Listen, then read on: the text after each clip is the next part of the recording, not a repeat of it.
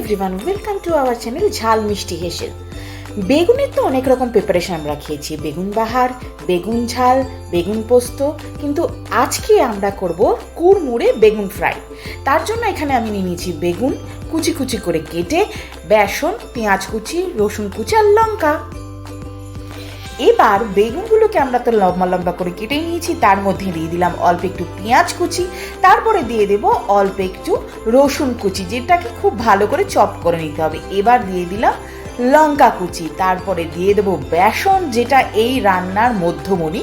এবার বেসনটাকে একটু বেশি পরিমাণে দেব, তারপরে দিয়ে দেব এর মধ্যে কর্নফ্লাওয়ার, তারপরে এর মধ্যে দিয়ে দেব স্বাদ মতো লবণ, তারপরে এর মধ্যে দিয়ে দেবো হলুদ গুঁড়ো, যেটা খুব সুন্দর কালার এনে দেবে আমাদের রান্নায়। তারপরে দিয়ে দেবো হোমমেড লঙ্কার গুঁড়ো, যেটা আমি ঘরে তৈরি করেছি। তারপরে দেবো এর মধ্যে অল্প একটু পরিমাণে কালো জিরে আর চিনি। এই সমস্ত কিছু দিয়ে ভালো করে জিনিসটাকে আমরা ম্যারিনেট করে রাখবো, কিন্তু এর মধ্যে মাখানোর সময় আমরা কোনো জল ইউজ করব না।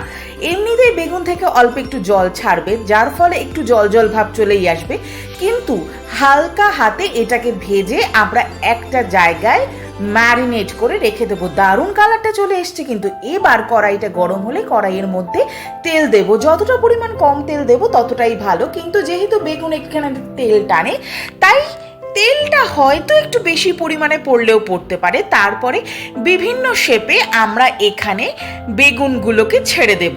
কেউ লম্বাও ছাড়তে পারেন, কেউ গোলও ছাড়তে পারেন, কেউ ছোট ছোট বড়ির আকারেও ছাড়তে পারেন।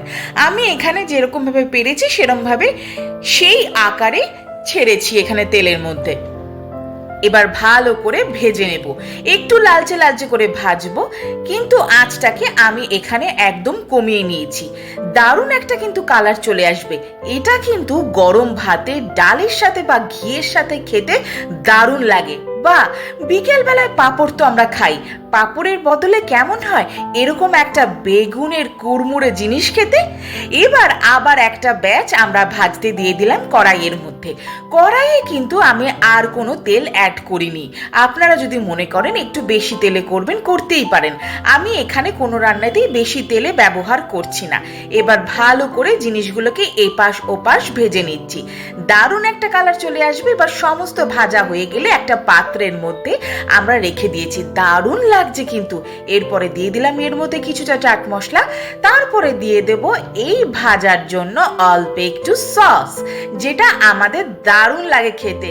Please subscribe this channel. Bye bye.